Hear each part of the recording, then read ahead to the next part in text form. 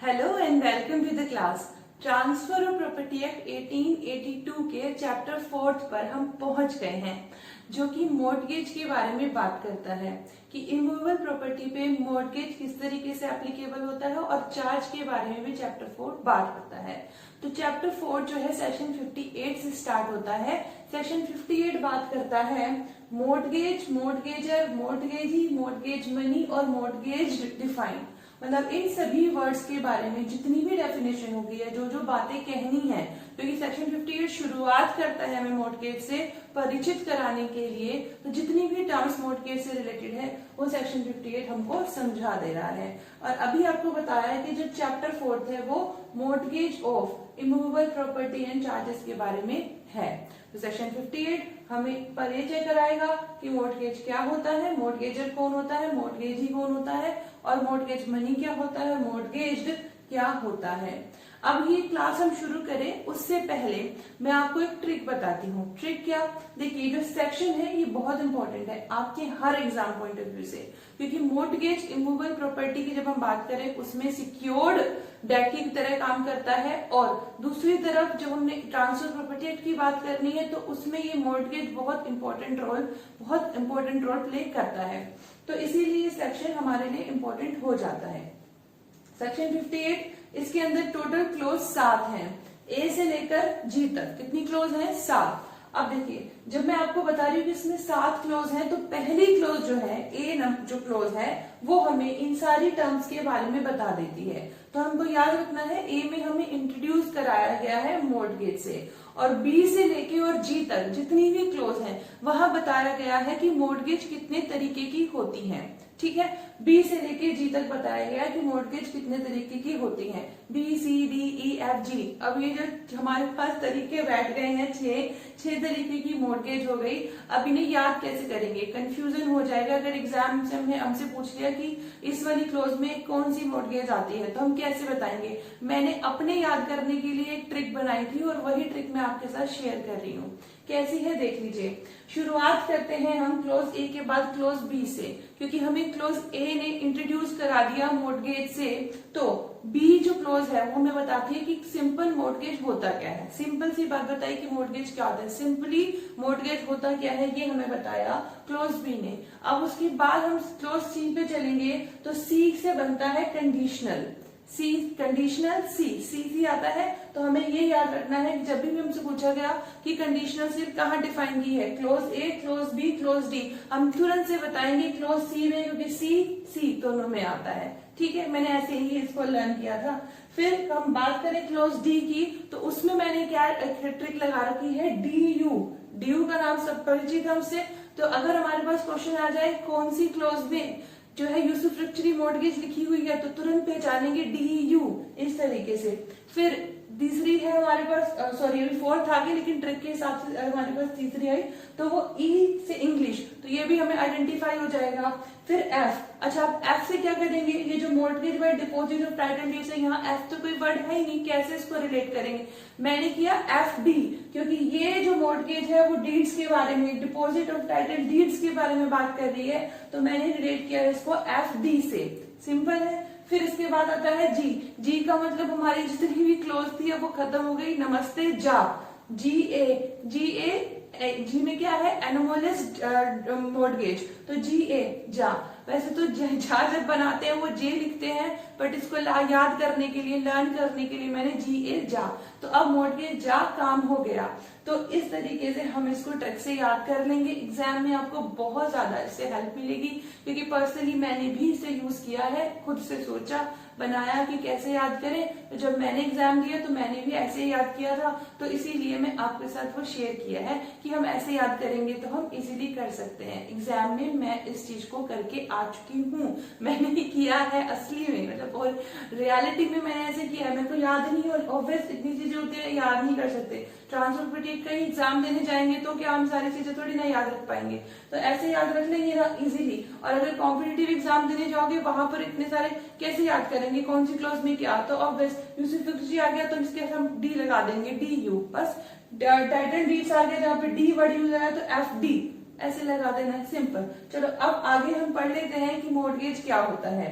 देखिए जो क्लोज ए है उसमें मैंने बताया मोर्टगेज के बारे में बताया गया और ये सभी टर्म्स जो है वो डिफाइन की गई। तो पहले मोर्टगेज समझेंगे क्या होता है, इसको एग्जाम्पल से साथ लेके चलते हैं और फिर उसी को कैरी फॉरवर्ड कर लेंगे। ए और बी दो व्यक्ति हैं, ए को लोन की जरूरत है, ए को लोन की जरूरत पैसे की जरूरत है, बी से जाता है लेने के लिए, बी दे देता है पैसे। अब पैसे तो दे रहा है लेकिन फिर वही बात आ जाती है, क्योंकि क्वेश्चन हमारे पास आता है सिक्योर या अनसिक्योर, कि उसको क्या करना, वो अपना ऐसे ही पैसे दे, कल को ही नहीं दे पाया तो फिर बी का पैसा गया, तो क्या करेगा, वो सिक्योर डेट की तरफ चलता है, कहता है मैं पैसा देने के लिए तैयार हूं बट मेरे को सिक्योरिटी चाहिए। तो कहता है सिक्योरिटी के तौर पे मेरे पास ये मेरी लैंड रखी है, आप ले लीजिए। तो वो रख देता है उसको क्या, एज ए मोर्टगेज, बंधक के तौर पे। बंधक के तौर पे मतलब अभी आपके पास एक कैद की तरह है, जो मेरे पास पैसे होंगे मैं इस कैदी को छुड़ा कर ले जाऊंगा। सिंपल सी बात है, ये बंधक हो गया आपका, ये कैदी हो गया मेरा प्रॉपर्टी आपकी, जब मेरे पास पैसे होंगे मैं छुड़ा के ले जाऊंगा। तो बंधक मोर्टगेज इस तरीके से काम करता है, पैसे के बिहाफ पे इसने प्रॉपर्टी रख ली है, अपना मनी सिक्योर कर लिया है, इसलिए इसको बोलेंगे मोर्टगेज। ठीक है, अभी इतनी बात हमें समझ में आ गई। क्लोज ए पे चलते हैं। क्लोज ए ये कहता है कि जब भी कोई एडवांस लिया जाता है, उस एडवांस लेते वक्त क्या होता है, ट्रांसफर होता है इंटरेस्ट का। यहाँ भी जो मैंने आपको वर्ड बोला है इंटरेस्ट का ट्रांसफर होता है मोर्टगेज में, इसको ध्यान रखना, क्योंकि एग्जाम में ये भी क्वेश्चन आ जाता है जो प्री एग्जाम्स होते हैं कि मोर्टगेज में क्या ट्रांसफर होता है, possession, ownership, interest, none of the above. तो आप करेंगे इंटरेस्ट ट्रांसफर होता है, मोर्टगेज में इंटरेस्ट ट्रांसफर होता है। तो क्लोज ए कहती है कि मोर्टगेज में क्या ट्रांसफर हुआ, इंटरेस्ट ट्रांसफर हुआ। किसका इंटरेस्ट, इमूवेबल प्रॉपर्टी में कोई इंटरेस्ट था, किसका इंटरेस्ट था, ए का, वो ट्रांसफर किया उसने बी को।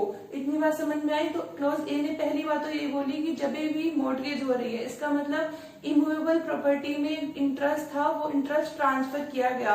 वो इमूवेबल प्रॉपर्टी कैसी है, स्पेसिफिक है, ये भी ध्यान रखना, कैसी है, स्पेसिफिक है। इसने बोला मेरी ये लैंड है तो ये लैंड है, या ये बोले कि मेरे पास देखो 2-4 जमीनें हैं, उसको मैं आपको मोर्टगेज पे रख रहा हूँ। 2-4 जमीनें को कोई मतलब नहीं, आप बताइए कौन सी जमीन को आप बंधक के तौर पे रखवा रहे हैं। तो स्पेसिफिक इमूवेबल प्रॉपर्टी होनी चाहिए। अब इसमें भी दो बातें आ गई, एडवांस, या तो आप एडवांस ले रहे हो अभी एग्जिस्टिंग डेट्स के लिए, आपको फ्यूचर में मैं लूंगा, तो दोनों तरीके से मोर्टगेज हो सकता है। अभी आपने अभी लेना है डेट उधार तो भी मोर्टगेज का हो सकता है, फ्यूचर में लेंगे तो भी। और तीसरी चीज और इसके अंदर आती है कि अगर कोई ऐसा जो है ट्रांजेक्शन किया जा रहा है, ऐसा कुछ एंगेजमेंट हो रहा है जिसमें की पेक्यूनरी लायबिलिटी यानी मनी की कोई भी लायबिलिटी बनकर के आएगी ए और बी के बीच में, उस लायबिलिटी का भी मोर्टगेज कराया जा सकता है। तो 3 चीजें हो गई, या तो एग्जिस्टेंट कोई डेट है उसका, अभी मैं उधार ले रहा हूँ, या मैं फ्यूचर में आपसे उधार लूंगा, मुझे मोर्टगेज का मैं तैयार हूँ मोर्टगेज कराने के लिए, या दोनों कुछ ऐसा काम करते हैं, ए जो है वो बी से अपना कुछ ऐसा फेवर कराता है जिसकी की लायबिलिटी बनती है ए के ऊपर पेक्यूनरी टर्म्स में, मनी के टर्म्स में, और वो बी जो होता है वो सिक्योर करने के लिए मोर्टगेज रखता है कुछ, तो वो भी क्या आ जाती है, मोर्टगेज होती है। तो मेरे ख्याल से क्लियर होगा, मोर्टगेज का मतलब होता है इंटरेस्ट ट्रांसफर करना स्पेसिफिक इमूवेबल प्रॉपर्टी में, वो एग्जिस्टेंस भी हो सकती है, फ्यूचर भी हो सकती है, और कई और एंगेजमेंट जो कि पेक्यूनरी जो है उसमें रिजल्ट आता है, पेक्यूनरी बेनिफिट के लिए होती है, तो वो भी मोर्टगेज का पार्ट बन सकती है। अब आता है मोर्टगेजर कौन होता है और मोर्टगेजी कौन होता है। सिंपल है, मोर्टगेजर होता है जो ट्रांसफरर होता है, आर ट्रांसफरर, मोर्टगेजर, ट्रांसफरी, मोर्टगेजी। तो यहाँ पर सिंपल आ गया, यहाँ पे ए कौन है, ट्रांसफरर, अपने इंटरेस्ट को ट्रांसफर कर रहा है, तो ये कौन हुआ, मोर्टगेजर। बी कौन है, ट्रांसफरी, इसको इंटरेस्ट ट्रांसफर किया जा रहा है, तो ये क्या हुआ, मोर्टगेजी। फिर मोर्टगेज मनी, मोर्टगेज मनी वो मनी होती है, वो पैसा होता है, वो उधार होता है जिसको कि सिक्योर किया जाता है। मैंने भी बोला ए ने बी से कुछ पैसा उधार लिया, तो जो कुछ पैसा उधार लिया है वो मोर्टगेज मनी है, ठीक है। फिर मोर्टगेज डीड क्या होती है, इन दोनों ने अगर कोई इंस्ट्रूमेंट बनाया, रिटन में लिया चीजों को, तो वो मानेंगे, उसको बोलेंगे मॉर्टगेज डीड। जब इस पूरे हमने जो भी बात करी है मॉर्टगेज की, जब उसको रिटन में कर लिया गया तो उसको बोलेंगे मॉर्टगेज डीड। अब मैंने बोला रिटन में, तो सेक्शन 59 हमें ये बताता है कि किन किन मॉर्टगेज को हम रिटन में रखेंगे, कंपलसरी है, और किसको हम किस मॉर्टगेज को हम रिटन में रखें या नहीं रखें, अपनी मर्जी है। तो बहुत ही सिंपल बात कहता है सेक्शन 59 कि जो प्रॉपर्टी 100 रुपए से ज्यादा की कीमत की है, जो प्रॉपर्टी 100 रुपए से ज्यादा की कीमत है, उन सबको रजिस्टर कराया जाएगा और 2 विटनेस के द्वारा अटेस्ट किया जाएगा। जो प्रॉपर्टी 100 रुपए से ज्यादा की है, जब मैंने बात की प्रॉपर्टी, तो यहाँ पर प्रॉपर्टी का मतलब डेट है, जो उधार लिया गया है 100 रुपए से ज्यादा का है, तो उसको रजिस्टर कराना जरूरी है और 2 जो विटनेस है उनसे अटेस्ट कराना जरूरी है। एक यहाँ पर चीज एक्सेप्शन के तौर पे काम करेगी, वो है mortgage by deposit of title deeds. अगर mortgage deposit of title of deed से बनी है तो उसको रजिस्टर कराने की जरूरत नहीं है। इसी तरीके से अभी मैंने बोला जो प्रॉपर्टी जो पैसा 100 रुपए से ज्यादा की, जब हमने अमाउंट की बात कर रहे हैं जो डेट है, लेकिन 100 रुपए से अगर कम की वैल्यू की बात हो रही है, तो उस केस में ये कह रहे हैं कि उसको रजिस्टर या तो आप रजिस्टर करा लीजिए, जैसे कि ऊपर बताया कि रजिस्टर करा के 2 विटनेस से टेस्ट करा लो, मॉर्टगेज डीड बन जाएगी। और नहीं कराना तो जो प्रॉपर्टी है, भाई 100 रुपए की उधार लिया, तो 100 रुपए की कोई कीमत की कोई प्रॉपर्टी रखी होगी, तो जो 100 रुपए की जो कीमत की प्रॉपर्टी है वो उसने डिलीवर कर दी व्यक्ति ने, किसने, मॉर्टगेजर ने मॉर्टगेजी को डिलीवर कर दी। लेकिन इसमें सिंपल मॉर्टगेज एक्सेप्शन है, क्योंकि सिंपल मॉर्टगेज में ट्रांसफर नहीं होता है, किस चीज का, पोजेशन का ट्रांसफर नहीं होता, सिर्फ इंटरेस्ट का ट्रांसफर होता है। मैं फिर से बता रही हूँ, सेक्शन 59 कहता है कि अगर 100 रुपए से ज्यादा का उधार है, और तो उसका मतलब 100 रुपए ज्यादा की वैल्यू की प्रॉपर्टी, भाई प्रॉपर्टी कौन सी रखी जाएगी, जितना उधार लिया उसी की कीमत का तो हम रखेंगे प्रॉपर्टी। ऐसा तो नहीं होगा कि उससे कम की रखे, हो सकता है उससे ज्यादा की तो व्यक्ति रखवा ले, मगर उससे कम की रखवाने का क्या फायदा। भाई अगर इसने इससे 2 लाख रुपए लिए हैं, तो कम से कम प्रॉपर्टी की कीमत 2 लाख तो होनी चाहिए ना, क्योंकि जब ये नहीं दे पाएगा तो ये प्रॉपर्टी बेच के या कैसे भी करके ये जो है अपना प्रॉपर्टी की क्या करेगा, उससे प्रॉपर्टी से अपना डेट निकालेगा। तो 2 लाख रुपए तक का होगा तभी निकालेगा ना। 1 लाख की प्रॉपर्टी के 2 लाख उधार ले रखा है, फायदा क्या हुआ, नुकसान हुआ ना, व्यक्ति को भी को नुकसान हुआ। तो अगर 100 रुपए से मैंने 100 रुपए की प्रॉपर्टी की बात की थी और 100 रुपए की डेट की बात की, तो अगर 100 रुपए से ज्यादा की वैल्यू की बात हो रही है, तो उस केस में क्या होगा, रजिस्टर कराना कंपलसरी है, 2 विटनेस के द्वारा अटैच कराना जरूरी है। लेकिन mortgage by deposit of title deeds के थ्रू मॉर्टगेज हो रही है, तो इस चीज को यहाँ पे एप्लीकेबल नहीं होगा, चाहे वो 100 रुपए ज्यादा की प्रॉपर्टी है, उसको रजिस्टर विटनेस कराने की जरूरत नहीं। लेकिन अगर 100 रुपए के कम की वाली हमने बात करी, तो उस केस में या तो ऐसे करा लो, कैसे, बड़ा कंपलसरी नहीं है कि आपको रजिस्टर कराना है, आपकी मर्जी है, रजिस्टर कराना है रजिस्टर करा लो, नहीं कराना कोई बात नहीं। फिर उसमें क्या होगा, जो प्रॉपर्टी है उसकी पोजेशन जो मॉर्टगेज है उसे दे दो। लेकिन सिंपल मॉर्टगेज भी एक्सेप्शन है, क्योंकि सिंपल मॉर्टगेज में कभी भी जो प्रॉपर्टी है उसकी जो पोजेशन है वो मॉर्टगेजी को नहीं दी जाती है। तो सिंपल मॉर्टगेज में पोजेशन नहीं दी जाएगी, वहां पर रजिस्टर करा लो, या फिर हमने बोला रजिस्टर करा लो, या फिर विटनेस से टेस्ट, दोनों चीजें करवा लीजिए। ठीक है, अब ये हो गया हमारा जो मॉर्टगेज के बारे में हमने बात कर ली और सेक्शन 59 भी हमने पढ़ लिया। अब आता है सिंपल मॉर्टगेज। तो शायद आपको थोड़ा सा इल्म आ गया हो कि सिंपल मॉर्टगेज बहुत सिंपल भाषा में कह रहा है। यहाँ पे कह रहे हैं कि जो मॉर्टगेजर होता है वो एक्सप्रेसली या इम्प्लाइडली अपने आप को बाइंड कर लेता है, बाध्य कर लेता है, किस चीज के लिए, कि जो मैं उधार ले रहा हूं ना आपसे, मैं उधार आपको पे करूंगा। ठीक है, उसमें आपने क्या करना है, इस वाली मॉर्टगेज में, सिंपल मॉर्टगेज में जो प्रॉपर्टी है उस प्रॉपर्टी की पोजेशन बी के पास नहीं जाती, वो ए के पास ही रहती है। प्रॉपर्टी की पोजेशन ए के पास ही रहती है, लेकिन वो एक्सप्रेसली या इम्प्लाइडली अपने आप को बाइंड कर लेता है कि जो प्रॉपर्टी है या जो आपकी, एक तरीके से मैंने मॉर्टगेज तो करवा ली, मेरे पास ही है, लेकिन मैं आपको ये जो उधार लेके जा रहा हूँ उससे आपको चुकता कर दूंगा, उस उधार को मैं आपको चुकता कर दूंगा। ये प्रॉपर्टी तो मॉर्टगेज करा ली, पोजेशन ए के पास ही है, लेकिन वो सिंपल मॉर्टगेज में अपने आप को बाइंड कर देता है एक्सप्रेसली या इम्प्लाइडली कि मैं आपको अपना उधार जो है वो चुकता कर दूंगा। अब कहा पोजेशन भी उसके पास है, उधार भी चुकता नहीं करेगा, तो उस केस में क्या होगा, जो बी होगा वो कोर्ट के पास जाएगा और कोर्ट के पास जाने के बाद वो कोर्ट से ये बोलेगा या तो आप इस प्रॉपर्टी को सेल कर दीजिए जो कि मॉर्गेज में रखी गई थी, और सेल की जो प्रोसीड्स होती हैं वो मुझे दे दीजिए, और जो एक्स्ट्रा अमाउंट होगा वो आप किसी को दे दीजिए, मतलब एक को ही दे दीजिए, लेकिन मेरा पैसा मुझे दे दीजिए। ऐसा बोलेगा, कोर्ट में जाकर के सूट फाइल करेगा।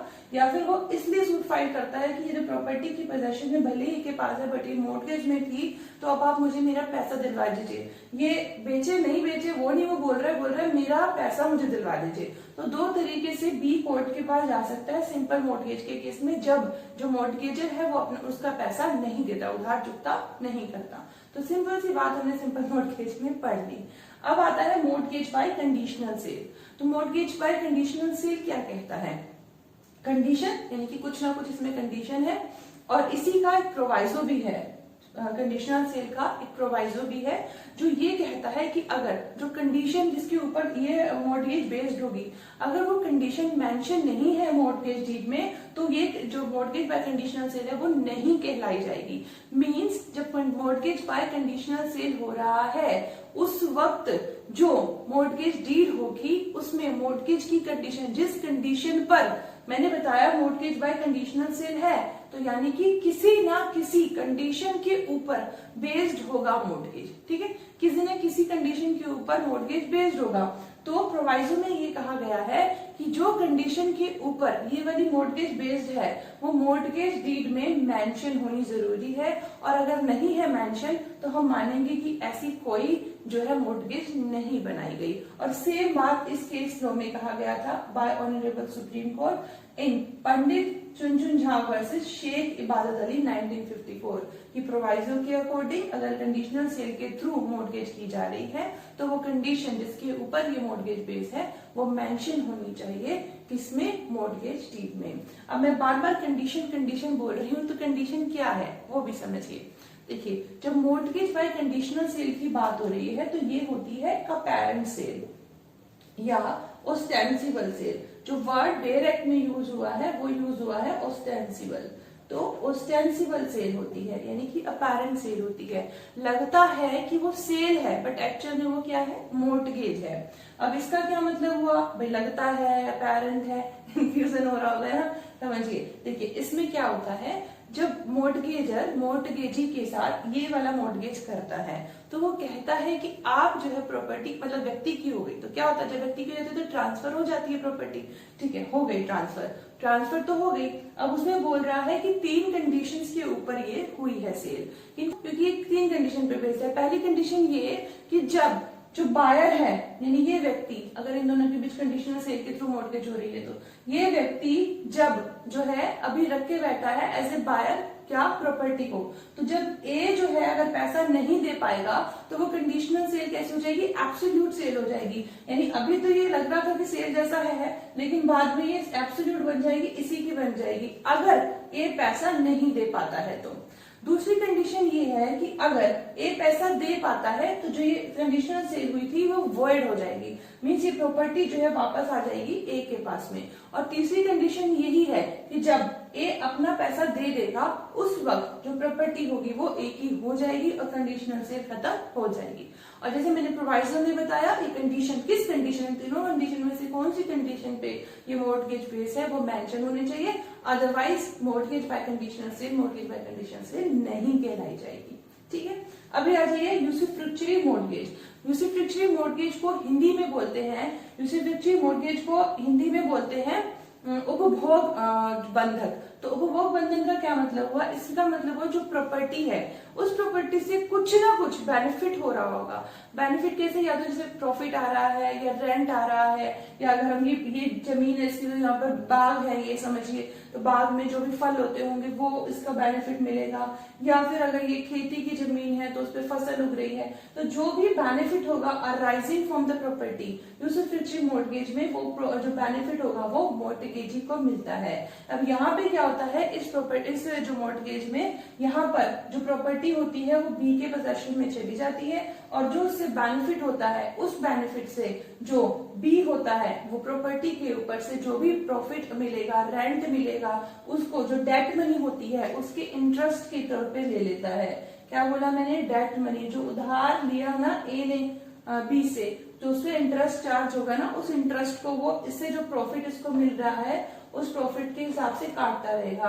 से 2 लाख रुपए लिए इसने, और 2 लाख पे जो ब्याज बैठती है वो ब्याज में लेके इससे जो प्रॉफिट आ रहा है, जो फसल आई है, वो इसमें से काटता रहेगा। या फिर ऐसा भी हो सकता है कि वो प्रॉफिट, जैसे अगर प्रॉफिट ज्यादा है, इंटरेस्ट बैठ रहा है कम और प्रॉफिट ज्यादा हो रहा है, तो जो ये डेट मनी है उसका पैसा भी धीरे धीरे कटता रहेगा। तो इट डिपेंड्स। तो यूजोफैक्टरी मॉर्गेज में यही होता है कि जो भी मॉर्गेज के थ्रू रखी गई प्रॉपर्टी से फायदा होता है ना, वो सारा फायदा बी को मिलता रहता है, मीन्स मॉर्गेजी को मिलता रहता है, इंटरेस्ट के तौर पे इंटरेस्ट अर्न करता रहता है। और अगर ज्यादा है तो वो डेट मनी भी कटवाता रहता है ए। और ये डिपेंड करता है उनके आपस में वो किस तरीके से उस चीज को लेते हैं, कि मतलब हम इंटरेस्ट ही कटवाएंगे इसकी प्रॉफिट के तौर प्रॉफिट में से, या फिर डेट मनी भी। और जब तक यहाँ पर यूसुफ्रेक्चर मॉर्गेज में क्या होता है, व्यक्ति जो है वो सेल नहीं कर सकता। अभी हमने बोला ना कि सेल कर सकता है, सिंपल मॉर्गेज में जा सकता है कोर्ट के पास की सेल कर, तो यहाँ पे ये नहीं है। वो प्रॉपर्टी रखेगा, उसका बेनिफिट लेगा, जब वो बेनिफिट पूरा हो जाएगा तो प्रॉपर्टी उसके पास वापस आ जाएगी। इतनी बात यूसुफ्रेक्चर मॉर्गेज में कही गई है।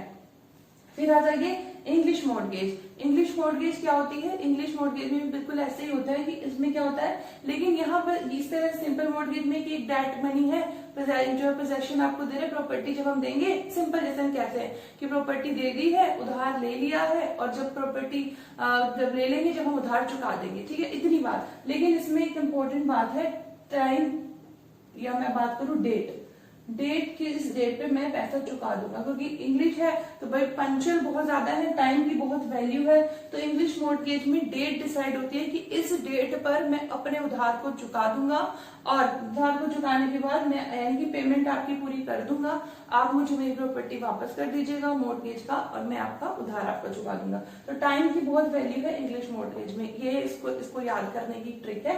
इंग्लिश मॉर्गेज में टाइम देखा जाए, मतलब डेट, किस डेट पे मॉर्गेज मनी चुकाई जाएगी।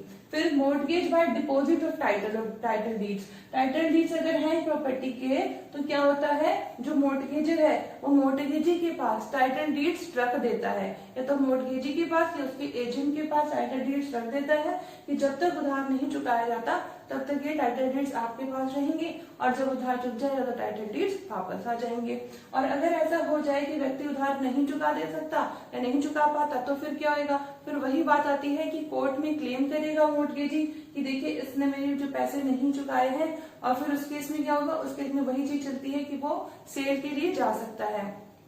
इसमें जब डिपॉजिट ऑफ टाइटल डीड्स की बात करते हैं तो ये सब जगह पर एप्लीकेबल नहीं होती, 3 जगह पर एप्लीकेबल है। एक तो है कलकत्ता, एक है बॉम्बे, और एक है मद्रास। कलकत्ता, बॉम्बे और मद्रास, 3 जगह ये एप्लीकेबल है डिपॉजिट ऑफ टाइटल डीड्स। और इसके अलावा कोई ऐसी जगह यानी ऐसे स्टेट जहां पे स्टेट गवर्नमेंट ऑफिशियल गैजेट में नोटिफिकेशन निकालते हैं कि हम इंट्रोड्यूस करने जा रहे हैं कि ये एप्लीकेबल है, ऐसा मॉर्गेज किया जा सकता है, तो वहां पे ये हो जाएगा। ठीक है, क्लियर है ये बात। तो mortgage bye deposit of title deeds में इतना होता है, और ये इतनी जगह पर ये एप्लीकेबल है। अब नेक्स्ट आ जाओ एनोमेलस मॉर्गेज, क्योंकि हम विदाई दे रहे हैं, हाथ जोड़ते जाइए भाई मॉर्गेज काम हो गया। तो यहाँ पर क्या हो रहा है, अब जो आपको ठीक लगे करो, अब तो जाओ जो ठीक लगेगा। मतलब इन मॉर्गेज में से कोई भी कॉम्बिनेशन में मॉर्गेज हो सकती है, कोई स्पेसिफिक मॉर्गेज नहीं है इनमें से, इनकी कॉम्बिनेशन में से हो सकती है। और कहीं कहीं पर कस्टमरी मॉर्गेज भी देखी गई है, मतलब जैसे कस्टम्स के अकॉर्डिंग चलती होगी वो मॉर्गेज चलती है, तो वो भी एनोमलस मॉर्गेज हो गई। यानी अगर सिंपल और कंडीशनल का कॉम्बिनेशन आता है, सिंपल और यूसुफ्रेक्चरी का कॉम्बिनेशन आता है, तो वो भी आपका जीरो किया जाएगा एनोमलस मॉर्गेज। तो हम हाथ जोड़ रहे हैं कि कॉम्बिनेशन बना लो जैसे मर्जी, अब जाओ। तो ये एक ट्रिक है इसको याद करने की। तो कोशिश की थी कि आपको इजीली समझ आ जाए सेक्शन 50 टू सेक्शन 59। समझ आया हो? I am very thankful to you. Thanks a lot. Keep learning and keep smiling.